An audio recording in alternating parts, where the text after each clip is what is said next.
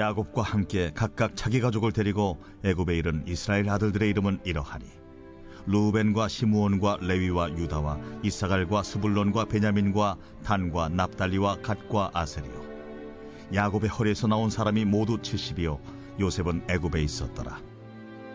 요셉과 그의 모든 형제와 그 시대의 사람은 다 죽었고 이스라엘 자손은 생육하고 불어나 번성하고 매우 강하여 온 땅에 가득하게 되었더라. 요셉을 알지 못하는 새 왕이 일어나 애굽을 다스리더니 그가 그 백성에게 이르되 이 백성이 이스라엘 자손이 우리보다 많고 강하도다. 자, 우리가 그들에게 대하여 지혜롭게 하자. 두렵건대 그들이 더 많게 되면 전쟁이 일어날 때 우리 대적과 합하여 우리와 싸우고 이 땅에서 나갈까 하노라. 감독들을 그들 위에 세우고 그들에게 무거운 짐을 지워 괴롭게 하여 그들에게 바로를 위하여 국고성 비돔과 라암셋을 건축하게 하니라. 그러나 학대를 받을수록 더욱 번성하여 퍼져나가니 애굽 사람이 이스라엘 자손으로 말미암아 근심하여 이스라엘 자손에게 일을 엄하게 시켜 어려운 노동으로 그들의 생활을 괴롭게 하니 곧 흙 이기기와 벽돌 굽기와 농사의 여러 가지 일이라. 그 시키는 일이 모두 엄하였더라. 오늘의 말씀의 포커스는 이렇습니다. 고난 가운데서도 하나님의 약속을 따라 신실하게 그분의 백성을 인도하십니다. 오늘 말씀을 같이 이렇게 나누기 전에 먼저 배경을 같이 살펴보았으면 좋겠습니다. 창세기 41장에 보면 바로가 꿈을 꾸게 됩니다. 나일 강가에서의 꿈을 꾸게 되는데 이 당시 애굽의 감옥에 갇혀있던 요셉이 그 바로의 꿈을 해석해 주죠.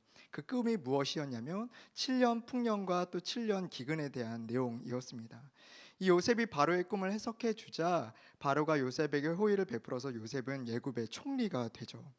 그리고 바로 그 꿈이 실현이 되기 시작합니다. 7년의 풍년이 들고 그 후에 7년의 기근이 찾아오게 되죠. 이 애굽 땅은 요셉의 지혜로 말미암아 앞서 일어난 7년의 풍년 가운데 곡식을 모아두게 됩니다. 그리고 후에 있을 7년의 기근 가운데 애굽은 그 기근을 면할 수가 있었고 애굽의 주변의 나라들은 그 애굽 땅으로 또 곡식을 빌려올 수 있게 되었습니다. 이 기근은 온 세상을 덮게 되죠. 이 야곱의 가족들 또한 이 기근을 피할 수가 없었습니다. 그래서 야곱이 아들들을 시켜서 애굽으로 가서 그 곡식들을 좀 구해오라라고 명령하죠. 아들들이 애굽에 도착했을 때 이 요셉은 자신들을 버린 형들과 정말 기적적으로 드라마틱하게 애굽에서 마주하게 됩니다. 그리고 그 형들에게 이제 곡식을 나눠주는 이제 이 상황들이 펼쳐지게 되죠. 하나님께서 이것들을 미리 알고 계셨고 또 그 요셉을 애굽 땅으로 보내신 줄로 믿습니다. 이 소식을 들은 바로가 이것을 너무 귀히 여겨서 이제 요셉에게 이야기하죠. 너희 아버지와 형들을 다 이곳으로 오게 해라. 내가 귀한 땅을 주고 풍족한 땅을 주고 또 기름진 곳으로 내가 먹이게 할 것이다. 그래서 이 야곱과 그의 아들들이 고센 땅으로 이동을 하게 됩니다. 그때 당시에 야곱의 아들들의 수가 그 자손 가족의 수가 70명이나 되었습니다. 그리고 그 고센 땅에 정착하여서 이제 그 땅에서 지낼 때 한 400년 동안의 시간이 지납니다. 그리고 나서 요셉을 알지 못하는 또 요셉에게 베풀었던 그 가족들에게 베풀었던 그 모든 일들 또 요셉으로 인하여서 그 애굽이 기근을 면하였던 그 일들을 알지 못하는 새 왕조가 등장하게 돼요. 그 왕조가 등장했을 때 그 고센 땅에 있던 이스라엘 백성들을 보니까 그 자손이 너무나 많은 것입니다. 그래서 그 왕이 두려워서 그 백성들을 탄압하기 시작합니다. 그것이 바로 오늘 출애굽기의 시작인 것이에요. 그래서 우리가 오늘 이 출애굽기 본문을 가지고 하나님은 어떠한 분이신지 우리는 그 하나님을 어떻게 바라봐야 할 것인지를 우리가 함께 나누고자 합니다. 첫 번째 관찰과 묵상인데요. 이렇게 질문이 되어 있습니다. 야곱과 함께 애굽에 정착한 70여 명은 400여 년이 지난 후에 어떻게 되었나요? 오늘 본문 1절 말씀을 함께 읽어보겠습니다. 시작. 야곱과 함께 각각 자기 가족을 데리고 애굽에 이른 이스라엘 아들들의 이름은 이러하니. 출애굽기의 저자 모세는 이 책을 시작하면서 가장 먼저 야곱의 아들들의 이름을 소개하고 있습니다. 이 야곱의 아들들을 이끌고 고센 땅으로 갔을 때 그들의 숫자는 70여 명이었어요. 그런데 가만히 살펴보면 2절부터 5절까지 그 아들들의 이름을 쭉 소개하고 나서 6절에 가서 보니까 그들이 다 죽었다라고 기록하고 있습니다. 6절 말씀에 요셉과 그의 모든 형제와 그 시대 사람은 다 죽었고, 즉 이들은 다 죽었고 새로운 시대, 새로운 세대의 이야기가 시작된다는 것인데, 굳이 왜 모세는 이 새로운 시대를 열어가면서 왜 야곱의 아들들의 이름을 기록하고 있을까요? 히브리 원문에 보면 출애굽기 1장 1절은 웰레 쉐모트라는 말로 시작이 됩니다. 이게 원래 출애굽기의 제목이었어요. 이 웰레 쉐모트의 뜻은 무엇이냐? 그리고 이것들은 이름들이다. 근데 나중에 이제 이름이 바뀌었죠. 출애굽기로 바뀌게 되었습니다. 그리고 이것들은 이름들이다. 한글 성경에는 나와 있지 않지만 원어 성경에는 그리고라는 접속사로 시작이 돼요. 이 그리고라는 접속사로 시작이 된다라는 것은 무엇인가? 앞에 창세기 50장과 이야기가 이어진다라는 것을 의미하고 있습니다. 즉 출애굽기는 창세기와 동떨어진 개별적인 이야기, 전혀 다른 세대의 이야기가 아니라 창세기가 연속해서 아브라함과 이삭과 야곱에게 약속해 주신 하나님의 그 언약이 구체적으로 어떻게 이루어져 가고 있는지를 계속해서 연속성 있게 보여주고 있는 책이다라는 것이죠. 창세기에서 하나님께서 아브라함에게 너에게 큰 민족을 이룰 것이다 라고 약속하십니다. 하늘의 별과 같이 바다의 모래와 같이 너의 민족 크게 이룰 것이다 라고 약속하시죠. 그리고 하나님은 그 약속을 잊지 아니하시고 그 후손들에게 대대손손 이어서 그 약속을 이뤄가고 계시는 분이라는 것을 출애굽기는 보여주고 있는 것. 그것이 바로 7절 말씀입니다. 우리 7절 말씀 함께 읽겠습니다. 시작. 이스라엘 자손은 생육하고 불어나 번성하고 매우 강하여 온 땅에 가득하게 되었더라. 아멘. 1절에서는 이스라엘 아들들이라고 소개를 하고 있는데 7절에서는 이스라엘 자손이라고 바꿔서 이야기하고 있습니다. 이것은 하나님께서 그들에게 하셨던 약속을 어떻게 이루셨는가를 보여주는 가장 중요한 단서예요. 하나님께서 창세기 15장에 아브라함에게 약속을 주시죠. 15장 4절에서 5절 말씀에 보면 여호와의 말씀이 그에게 임하여 이르시되 그 사람이 내 상속자가 아니라 내 몸에서 날 자가 내 상속자가 되리라 하시고 그를 이끌고 밖으로 나아가 이르시되 하늘을 우러러 몇 별을 셀 수 있나 보라. 또 그에게 이르되 내 자손이 이와 같이 같으리라. 하나님께서 아브라함을 이끌고 나아가셔서 밤하늘을 보여주시면서 내 자손이 이 뭇별과 같이 될 것이다 라고 약속해 주세요. 그리고 하나님은 이 약속을 아브라함에게 주시면서 내가 반드시 이 약속을 이룰 것이다 라고 확증하는 횃불의 언약 의식을 행하십니다. 그리고 창세기 35장 11절 말씀에 보면 하나님께서 아브라함에게 주신 약속을 야곱에게 리마인드 시켜주는 장면이 등장합니다. 35장 11절 말씀에 하나님이 그에게 이르시되 나는 전능한 하나님이라 생육하여 번성하라. 한 백성들과 백성들의 총회가 내게서 나오고 왕들이 내 허리에서 나오리라. 하나님은 계속해서 이 신실하신 약속을 계속해서 이행하고 계시는 것이에요. 그리고 창세기 46장 3절 말씀에 보면 야곱에게 다시 말씀하십니다. 하나님이 이르시되 나는 하나님이라. 내 하나님 내 아버지의 하나님이니 애굽으로 내려가기를 두려워하지 말라. 내가 거기서 너로 큰 민족을 이루게 하리라.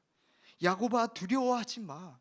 내 조상 아브라함에게 했던 그 약속 내가 반드시 이룰 것이니 너는 두려워하지 마. 애굽으로 내려가기를 두려워하지 말라라고 말씀하고 계십니다.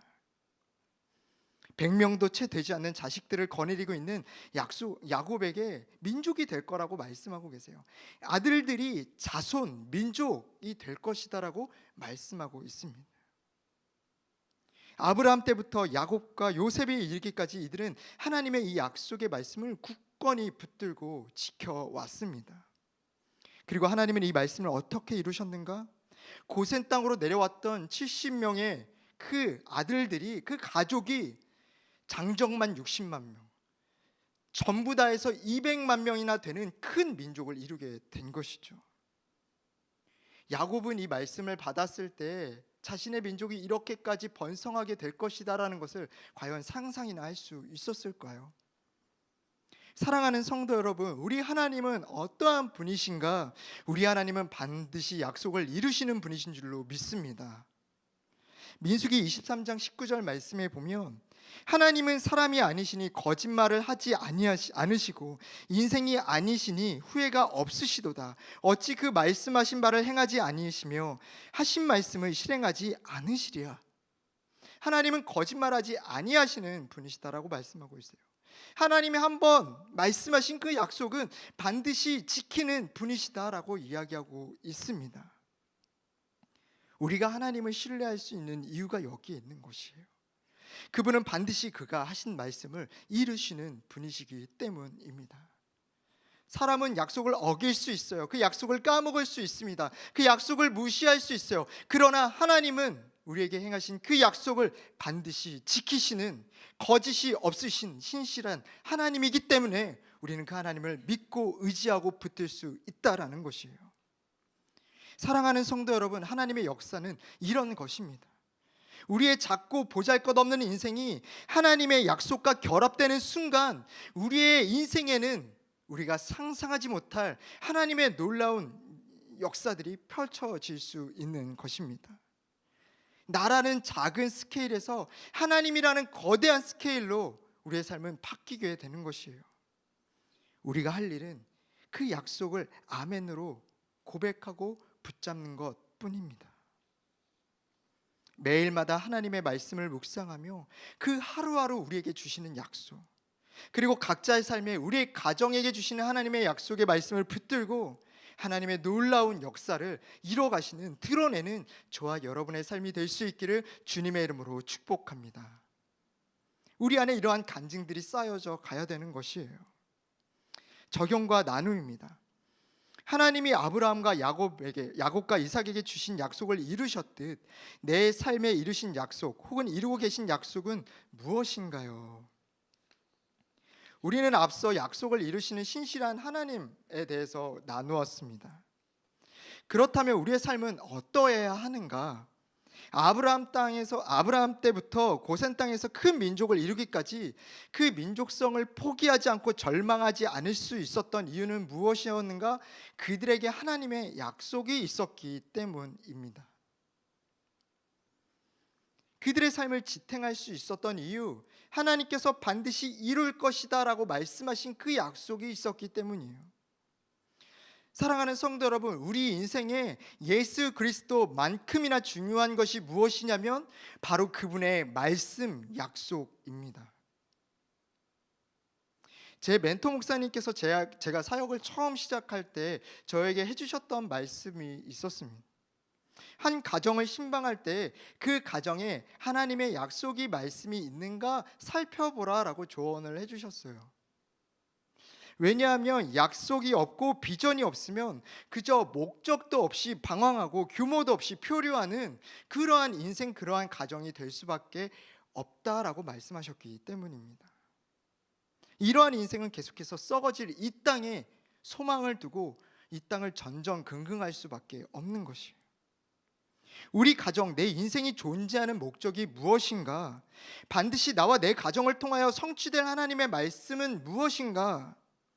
이것을 확고히 할 때 우리가 시간을 어떻게 써야 하는지, 우리 가정이, 나라는 인생이 재물을 어떻게 써야 되는지 그 방향성이 결정되어지게 됩니다. 무엇을 위해서 기도할지, 그리고 그 삶 가운데 어떠한 어려움이 찾아오더라도 결코 흔들리지 않을 수 있게 되는 것이에요. 사랑하는 성도 여러분, 여러분의 가정에 하나님의 약속의 말씀은 무엇입니까? 여러분 가정을 통하여서, 여러분 각자의 삶을 통하여서 하나님께서 이루고자 하시는 하나님의 뜻과 비전과 약속의 말씀은 무엇입니까?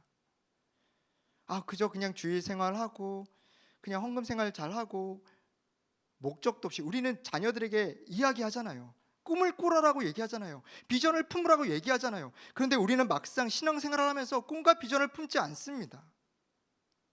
예수님을 내 삶의 주인이라고 모시지만, 예수님을 따른다라고 얘기하지만 그 예수님이 우리 가정 가운데, 내 삶 가운데 무엇을 이루고 싶으신지, 하나님이 나를 통해서 어떤 일을 하고 싶으신지에 대해서는 관심이 없어요. 그냥 약속 없이 이리 불면 저리 가는 대로, 그냥 사람들이 이거 하면 이거 하는 대로, 그냥 목적 없이 표류합니다. 이러한 삶은요, 어려움이 닥치면요 무너지게 될 수밖에 없어요. 어디로 가야 되지? 어떻게 해야 되지? 방황하고 염려하고 걱정할 수밖에 없습니다. 그러나 약속이 있는 가정은 아니야, 하나님 말씀, 하나님 분명 우리 가정을 통해서, 내 삶을 통해서 이 말씀을 이루신다라고 약속해 주셨어. 흔들리지 않을 수 있는 것입니다. 제가 고등학교 2학년 그다음에 고3 때, 2학년 3학년 때 그 야자실에, 야간 자율학습실에 그 책상에 그 이제 포스트잇을 붙여놓고 거기다 기도 제목을 썼었어요. 그리고 이제 공부하기 전에 늘 그 기도 제목을 한 번씩 쭉 읽으면서 기도하고 공부를 시작했던 기억이 납니다. 그런데 제가 고등학교를 졸업하고 군대를 갔다 와서 이제 제 집에 방에 책상을 정리하는데 그 포스트잇이 발견이 된 거예요. 그래서 제가 쭉 그 보니까, 포스트잇을 보니까 아, 이런 기도들을 했구나. 근데 가만 살펴보니까 하나님께서 그 모든 기도 제목, 제가 기억하기로는 한 8에서 10가지 되는 기도 제목이었던 것 같아요. 저를 위한 기도 제목이었고 저의 가정을 위한 기도 제목이었어요. 근데 하나님께서 신실하게 그 모든 기도 제목을 다 이루어 주셨더라고요. 제가 그때 너무나 큰 감동이 있었습니다. 하나님, 내 기도를 허투루 드리지 않으셨구나. 하나님, 내 기도를 들으시고 이대로 다 응답해 주셨구나. 당시 제가 그 저희 가정을 위해서 기도했던 것이 기억이 납니다. 제가 이제 수요 예배나 이런 말씀을 나눌 자리에서 이제 가정에 대해서 이제 몇 번 나눌 수 있었는데, 저희 가정이 순탄치 않았어요. 저희 부모님 두 분 사이가 별로 좋지 않았기 때문에 제가 늘 저희 부모님을 위해서 기도했던 것이 기억이 나요. 이제 군대를 갔다 와서 부모님이 다시 그 갈라진 그 관계를 회복하고 온전히 잘 지내고 계시는 모습, 지금도 잘 지내고 계십니다. 그 모습을 보면서 하나님 신실하게 참 우리 기도에 응답하셨구나. 하나님, 내 기도에 귀 기울이고 계셨구나. 하나님은 약속을 이루시는 분이시구나 라는 걸 제가 경험하게 되었습니다. 제가 주님께 제 삶을 드리면서 붙잡고 헌신한 말씀도 있어요. 제가 사역을 시작하면서 하나님 앞에 드렸던 말씀, 하나님 앞에 제 삶을 드리면서 붙잡았던 말씀이 무엇이냐면 시편 89편 1절 말씀입니다. 내가 여호와의 인자하심을 영원히 노래하며 그 하나님의 신실하심을 대대에 알게 하겠습니다. 제가 이 말씀을 붙잡았어요. 제 인생 평생에 제가 이 말씀으로 제 삶을 하나님께 드리기로 결단했습니다. 그래서 제가 최근에 다시 이 말씀을 제 마음에 되새기면서 내가 가야 될 방향이 무엇인지, 내가 기도해야 될 것이 무엇인지, 내가 힘써 추구해야 될 것이 무엇인지를 다시 점검하는 시간이 되었습니다. 이 말씀이 없었다라면요, 나는 무엇을 해야 되지? 내 시간을 어떻게 써야 되지? 내가 붙잡아야 될 것은 무엇이지? 저 목사님을 모델 삼아야 되나? 아니면 저 교회를 모델을 삼아야 되나? 성공인가? 부유함인가? 그냥 안정된 삶인가? 뭐 인정받는 목회자가 되는 게 나의 길인가? 계속 고민했을 거예요. 그러나 제가 붙잡았던 하나님이 주신 그 말씀들을 제가 다시 한 번 더 되새기니까요, 내가 가야 될 길이 분명해지더라고요. 우리의 삶에 하나님의 약속의 말씀이 있어야 됩니다. 약속의 말씀이 없다면 지금이라도 기도하고 하나님께 그 약속의 말씀을 받는 저와 여러분이 될 수 있기를 축복합니다. 또한 기도 생활도 동일해요. 말씀이 없는 기도는요, 약속이 없는 기도는 중언부언할 수밖에 없습니다. 지금 내가 뭘 구하고 있는지도 모르는 거예요. 하나님은 성경 66권을 통해서 무수히 많은 약속들을 우리에게 주셨습니다. 내가 너와 영원히 함께하겠다라고 약속하세요. 내가 너희를 고와 같이 내버려두지 않겠다라고 약속하셨습니다. 우리의 기도에 귀 기울이시고 응답하시겠다라고 약속하셨고, 우리를 고치시겠다라고 약속하세요. 우리가 회개할 때 용서하시고 우리를 눈과 같이 희게 하시겠다라고 약속하십니다. 우리를 절대 포기하지 않겠다라고 약속하세요. 이뿐인가요? 우리에게 복 주시고 영원한 생명을 주시겠다라고 약속하시죠. 모든 속박에서 자유를 주시겠다라고 약속하세요. 우리의 삶을 형통케 하시겠다라고 약속합니다. 그리고 그분은 반드시 우리 곁으로 다시 돌아오시겠다라고 약속하시고, 우리에게 마지막 때의 승리의 면류관을 주시겠다라고 약속하시는 분이세요. 이 모든 약속은 반드시 이루어질 수밖에 없는 거짓이 없으신 신실하신 하나님의 약속입니다. 그렇기 때문에 우리는 두려워할 필요, 염려할 필요가 없는 거예요. 이 약속의 말씀을 붙들고 기도할 수 있는 것입니다. 제가 오늘 아침에 아내랑 대화하면서 그 최근에 들었던 의문점이 실마리가 풀리는 일이 있었습니다. 원래 저희 아들이요, 그 어린이집에 갈 때 그러니까 계속 뭔가 나눠주는 거를 너무 좋아해요. 그래서 집에서 쿠키를 만들어서 친구들 갖다 주고 싶고 또 선생님 갖다 주고 싶고, 그래서 늘 집에서 이렇게 만들어서 가져가곤 했었습니다. 뭘 챙겨, 이건 또 누구 갖다 줄까? 근데 올해 들어서요, 애가 뭘 가져가기 싫어하는 거예요. 아무도 나눠주고 싶지 않대요. 그 친구들 줄, 그 선생님 줄 초콜릿을 구비를 해놨는데 누구 줄 거야? 가져가기 싫대요. 어린이집 가져가기 싫대요. 얘가 갑자기 왜 이럴까? 그래서 제가 그 의문이 왜 이럴까? 그 의문이 계속 들었는데 무슨 일이 있는 걸까? 마음의 심경에 어떤 변화가 있었던 걸까? 그 의문이 있었는데 오늘 아침에 아내랑 대화를 하다가 그런 실마리가 풀렸습니다. 어젯밤에 제가 아들이랑 잠깐 대화를 하는데 어린이집 생활이 쉽지가 않은가 봐요. 계속 새로운 친구가 오고 힘들대요. 그래서 저는 그래, 그런 게 힘든가? 근데 아내가 오늘 아침에 조금 더 이제 아들이랑 대화하다가 아들의 속 얘기를 듣게 된 거예요. 뭐였냐면 5세 반에서 6세 반으로 등반을 했는데 다른 친구들은 원래 있던 반에서 3, 4명 같이 올라왔어요. 근데 저희 아들은 둘이 올라온 거예요. 저 5세 반에서. 근데 같이 올라온 그 한 명마저 자기가 싫어하는 애예요. 근데 자기의 마음을 어렵게 하는 애예요. 막 우악스럽고 막 자기 고집대로 하려고 하는 애고, 그러니까 오니가 굉장히 힘들어하는 친구. 근데 걔랑 같이 올라온 거예요. 근데 올라와서 6세 반에서 생활을 하는데 다 같이 3, 4, 5 모여가지고 막 집도 만들고 만들기를 하는데 자기 혼자 우두커니 있게 된 거죠. 너무 외로운 거예요. 그래서 자기가 눈물이 났다는 거예요. 그래서 울면서 선생님한테 엄마 보고 싶다고. 그랬더니 선생님이 뭐라고 얘기를 했냐면, 그럼 엄마 일 그만하고 오라고 할까? 얘가 여기서 입을 닫아버린 거예요. 그러니까 기댈 곳조차 없는 거예요. 선생님마저 기댈 곳조차 없는 거예요. 엄마 오게 할 수는 없으니까. 그러니까 어린이집에서 외로움의 사투를 벌이고 있었더라고요. 그래서 제가 그 얘기를 들으면서 너무나 마음이 이렇게 속상하고 미안하고 어찌 해야 될 바를 이렇게 몰랐습니다. 제가 아들에게 약속해주고 싶었어요. 오나, 아빠가 영원히 너와 함께 할 거야. 내가 끝까지 너를 지켜줄게. 너와 함께 해줄게. 그런데 그게 말이 안 되잖아요. 저희 아들은 지금 어린이집에 있고 저는 지금 여기서 말씀을 전하고 있습니다.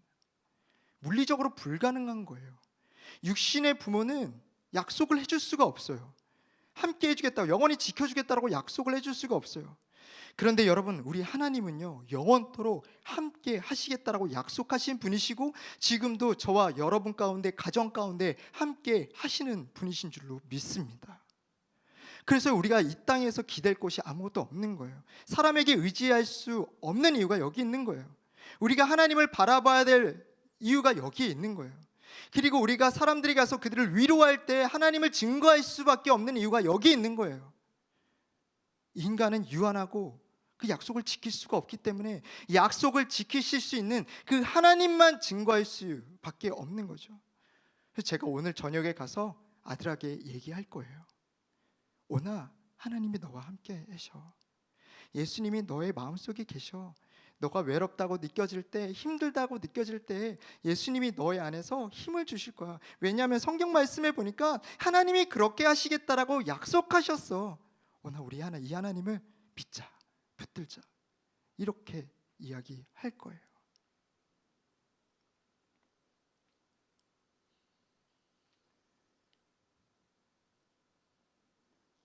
우리가 이 땅에 살면서 왜 여전히 방황하고 힘들어하고 어찌해야 될 바를 모르는가? 약속이 있다는 것을 알고는 있지만 그 약속을 약속 같지 않게 받아들이기 때문입니다. 인간의 죄성이 약속의 고귀함을 깨트려 버린 거예요. 어떤 사람은 그런 얘기, 야, 약속은 깨라고 있는 거지. 진짜 그럴까요? 그것은 거짓말이죠. 마가복음 11장 24절 말씀에 보면, 그러므로 내가 너희에게 말하노니 무엇이든지 기도하고 구하는 것은 받은 줄로 믿으라. 그리하면 너희에게 그대로 되리라. 주님 약속하십니다. 우리는 약속을 붙들고 기도할 수 있는 특권, 세상이 줄 수 없는 축복을 받은 사람들인 줄로 믿습니다. 이 약속을 붙들고 하나님의 귀한 열매를 맺어가는 저와 여러분이 되시기를 주님의 이름으로 축복합니다. 제가 오늘 아침에도요, 새벽 예배 끝나고 이제 이렇게 본당에서 기도하는데요, 이 앞에 십자가가 있잖아요. 너무 멋있죠. 십자가가 이렇게 딱 보는데요, 얼마나 감사한지. 하나님, 제가 기도할 수 있는 곳이 있다라는 게 너무나 감사합니다. 제가 의지하고 제가 믿을 수 있는 곳이 있다라는 것이 너무나 감사합니다. 우리가 소그룹을 나눌 때, 또 순모임이나 가정에서 이 말씀을 나눌 때 우리 가정에는 어떤 약속의 말씀이 있는가? 나의 삶에는 하나님께서 어떤 약속의 말씀을 주셨는가? 또 그 약속의 말씀이 아직 없다면 그 약속의 말씀을 주시도록 같이 기도하는 귀한 시간이 될 수 있기를 축복합니다. 이 약속에 있는 사람은, 또 이 약속을 반드시 이루실 하나님을 굳게 붙드는 사람은 어떠한 어려움과 고난이 찾아와도 흔들리지 않을 수 있습니다. 오히려 그 고난을 통해서 믿음이 성장하게 돼요. 두 번째 관철과 묵상입니다. 애굽 왕은 이스라엘 자손이 번성하는 것을 막기 위해 어떤 정책을 시행했나요? 우리 오늘 본문 11절에서 14절 말씀을 함께 읽어보겠습니다. 시작. 감독들을 그들 위에 세우고 그들에게 무거운 짐을 지워 괴롭게 하여 그들에게 바로를 위하여 국고성 비돔과 람셋을 건축하게 하니라. 그러나 학대를 받을수록 더욱 번성하여 퍼져나가니 애굽 사람이 이스라엘 자손으로 말미암아 근심하여 이스라엘 자손에게 이를 엄하게 시켜 어려운 노동으로 그들의 생활을 괴롭게 하니 곧 흙 이기기와 벽돌 굽기야 농사의 여러 가지 일이라. 그 시키는 일이 모두 엄하였더라. 우리가 이 땅에서 하나님의 축복을 누리고 약속의 성취를 이뤄나가는 것, 또 하나님의 백성으로 믿음의 성장과 부흥을 이뤄나가는 것을 가장 싫어하는 것이 누구냐면 바로 사단입니다. 이 바로가 가장 두려워했던 것은 무엇인가? 자신의 통치권을 이스라엘 백성들에게 빼앗길 것에 대한 두려움이 아니었습니다. 단순히 이스라엘 자손들이 수가 많아져서 우리 자칫하면 저들에게 먹히겠는데, 통치권을 뺏기겠는데, 이러한 두려움이 아니었어요. 왜냐하면 10절 말씀에 보면, 자 우리가 그들에게 대하여 지혜롭게 하자 두렵건대 그들이 더 많게 되면 전쟁에서 일어날 때에 우리 대적과 합하여 우리와 싸우고 이 땅에서 나갈까 하노라. 바로가 두려워했던 것은 무엇인가? 그들이 나갈 것에 대한 두려움이었습니다. 왜냐하면 통치권을 빼앗길 것에 대한 두려움이었으면 그들이 나가버리면 땡큐죠. 가주면 좋은 거예요. 근데 바로가 두려웠던 것은 무엇인가? 그들이 나갈까 하노라. 바울이 두려웠던 것은, 아니 바울이란다, 큰일 날 뻔했습니다. 바로가 두려웠던 것은 무엇인가? 노예를 뺏기고 싶지 않았던 거예요. 이 이스라엘 족속들이 더 늘어나지 않았으면 좋겠는 거예요. 그냥 자신들이 컨트롤할 수 있는 그 적정 안에서 계속해서 노예로 부려먹고 싶어 했던 것입니다. 그 노예를 놓치고 싶지 않았던 거예요. 사단도 동일합니다. 저와 여러분을 죄의 노예에서 빼앗기고 싶지 않은 겁니다. 하나님의 백성이 되기를 싫어하는 거예요. 자유함을 누리기를 싫어하는 거예요. 죄의 노예에서 놓아주기를 싫어하는 겁니다. 그래서 이들이 펼친 정책이 무엇인가? 10절 말씀해 보니까 지혜롭게 하자, 교묘하게 작전을 짜요. 이들이 얼마나 고민을 했는가를 볼 수 있어요. 그래서 그들이 지혜롭게 한 묘책이 무엇인가? 이를 더 가중하는 거예요. 부담을 지우는 겁니다. 힘들게 하는 겁니다.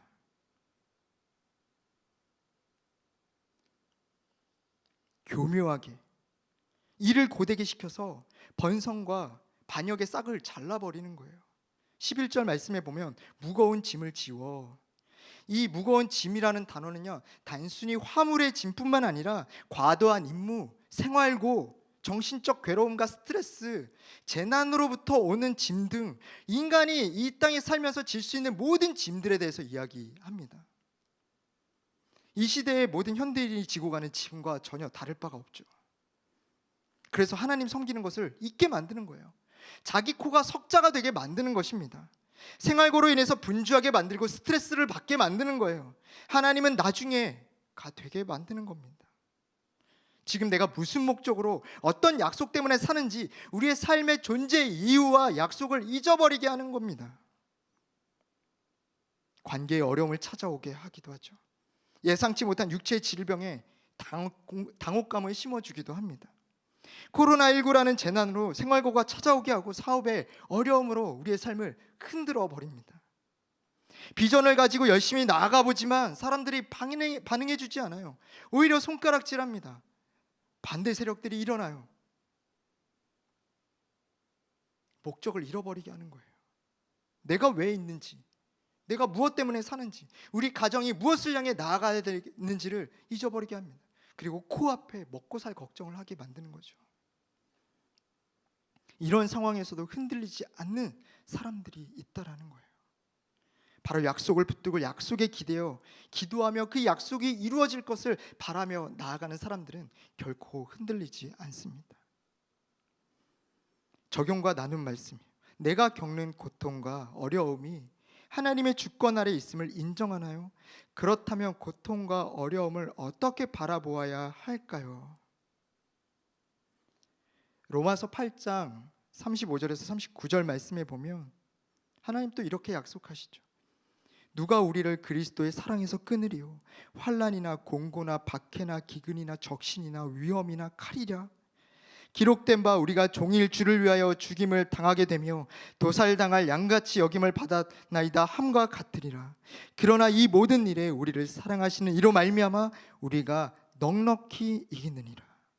내가 확신하노니 사망이나 생명이나 천사들이나 권세자들이나 현재일이나 장래일이나 능력이나 높음이나 깊음이나 다른 어떤 피조물이라도 우리를 우리 주 그리스도 예수 안에 있는 하나님의 사랑에서 끊을 수 없으리라. 아멘. 우리의 삶의 모든 일들은 우리를 하나님의 사랑에서 끊을 수 없습니다. 말씀하시죠. 내가 확신하노니, 분명하다라는 거예요. 고난과 역경은 우리를 결코 하나님에게서 끊어내올 수 없습니다. 엘리사벳이 마리아에게 이런 말을 하죠. 누가복음 1장 45절 말씀해 보면 주께서 하신 말씀이 반드시 이루어지리라고 믿는 그 여자에게 복이 있도다. 우리의 삶의 고난은 결코 우리를 좌절시키거나 낭망시킬 수가 없습니다. 오히려 이 고난은 우리를 더욱더 단단하고 하나님 앞에 믿음의 성장을 이뤄나가게 할 것이에요.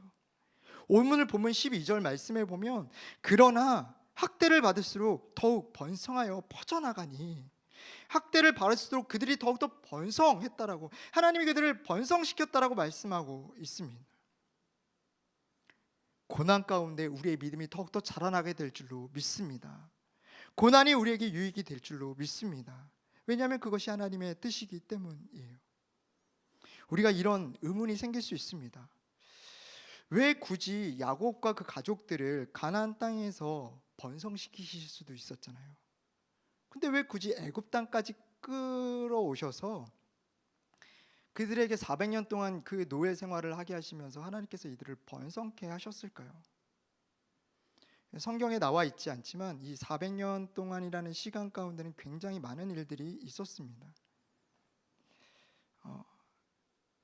창세기 46장 3절과 4절 말씀에 살펴보면 하나님이 이르시되 나는 하나님이라 내 아버지의 하나님이니 애굽으로 내려가기를 두려워하지 말라. 야곱아, 너 애굽으로 내려가는 걸 두려워하지 마. 그리고 하시는 말씀, 내가 거기서 너로 큰 민족을 이루게 하리라. 내가 너와 함께 애굽으로 내려가겠고 반드시 너를 인도하여 다시 올라올 것이며 요셉이 그의 손으로 내 눈을 감기리라 하셨더라. 하나님께서 말씀하세요. 야곱아, 두려워하지 마. 내가 너와 함께 할 거야. 애굽 땅에서 너와 함께 할 거야. 그리고 반드시 너에게 큰 민족, 그 약속의 말씀을 이루고 다시 이 땅으로 내가 데리고 올 거야. 성경엔 기록되어 있지 않지만 고대 문헌들에 보면 이들이 떠났던 가나안 땅에는 어떠한 족속들이 있었냐면 크게 5 족속들이 있었습니다.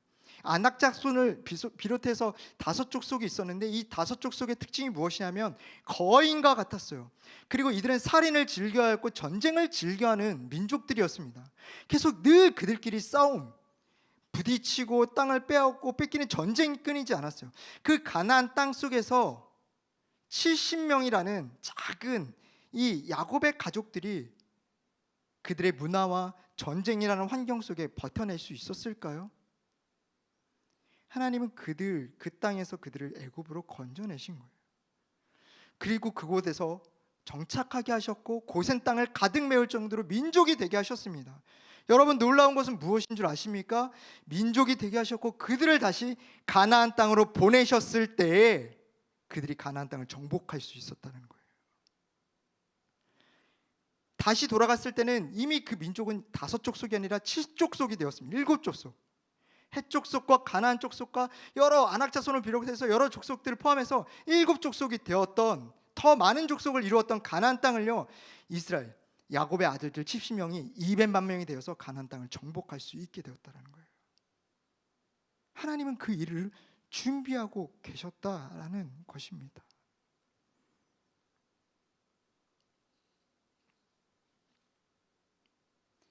우리가 이해할 수 없는 고난 가운데 하나님 지금 내 기도에 귀 기울이고 계시나? 하나님 지금 내 삶 가운데 운행하고 계시나? 하나님 살아계시는 건 맞나? 하나님 지금 나를 살펴보시는 건 맞나? 그러한 순간 가운데서도 하나님은 신실하게 우리를 통하여 믿음의 성장을 이뤄가시고 그분의 구원의 계획을 이뤄가고 계신다라는 사실입니다. 하나님은 절대 결코 단순한 한순간도 저와 여러분을 떠난 적 없고 그냥 헛으로 지나가게 하는 시간이 없을 뿐더러 하나님 그 시간과 고난과 모든 상황들 속에서도 하나님의 신실하게 약속을 이뤄가고 계시며 저와 여러분들을 성장시키고 계신다라는 사실이에요. 시편 119편 71절 말씀. 그래서 고난 당하는 것이 내게 유익함이라. 이로 말미암아 내가 주의 율례를 배우게 되었나이다. 제가 이 고난을 통해서 하나님을 깨닫는 유익을 얻게 됩니다. 이 고백을 할 수 있는 저와 여러분이 될 수 있기를 주님의 이름으로 축복합니다. 하나님은 오늘도 저와 여러분 삶 가운데서 그분의 일들을 신실하게 행하고 계십니다. 저도 믿어요. 저는 믿어요. 지금도 어린이집에서 혹시 또 외로움 가운데 있을지 몰라요, 우리 아들이. 그러나 하나님이 그곳 가운데 함께 계심을 저는 믿습니다. 우리가 찬양으로 고백했고 오늘 새벽 본문에도 말씀 보았듯이 그 부모가 그 아들을 어떻게 그 작은 갈대 상자에 실어서 이렇게 떠나 보내면서 마음이 편할 수 있었을까요? 근데 하나님 섭리 가운데 하나님 손에 삶의 참 주이신 그분 앞에 맡겨드리는 거잖아요. 우리가 할 수 있는 건 그분 앞에 맡겨드리는 것밖에 없습니다. 고난 가운데 그분 앞에 우리 믿음의 고백을 드리며 우리의 삶을 맡겨드리는 것밖에 없습니다. 한없이 작아 보이는 우리 인생을 통해서 하나님은 놀라운 일들을 행하실 것입니다. 출애굽 이야기는요, 하나님께서 오래전에 창세기에 그들의 조상들 아브라함 때부터 약속하신 그 말씀이 성취되었음을 보여주는 말씀입니다. 우리가 이제부터 시작되는 이 출애굽기 이야기를 어떻게 끝맺음 맺을지 우리는 이미 알고 있잖아요.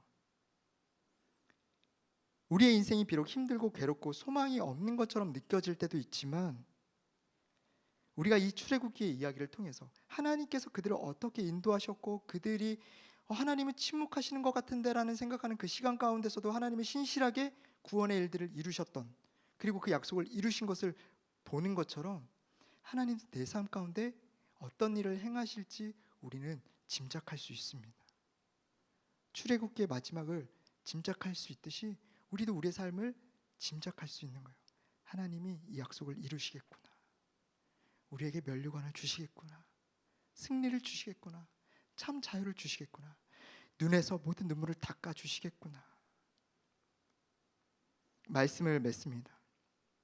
성경의 역사에서 하나님께서 어떤 말씀도 없으시고 침묵하고 계신 것 같은 그 시간이 2번 등장합니다. 첫 번째는 말라기에서 마태복음, 신약의 마태복음으로 넘어가는 신구약 중간기예요. 400년 정도 됩니다. 하나님은 이때 어떠한 계시의 말씀도 하시지 않으세요.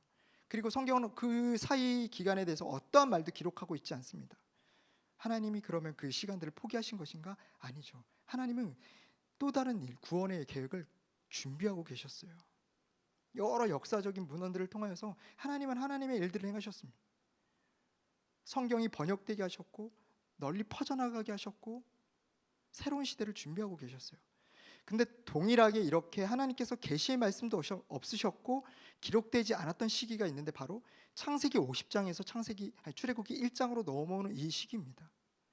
마치 곧바로 넘어온 것 같지만 야곱이 가족들을 이끌고 고센 땅으로 와서 바로 이 이야기가 시작된 것 같지만 그 기간은 무려 400년 동안, 어떤 학자는 430년이라고 얘기를 하고 있어요.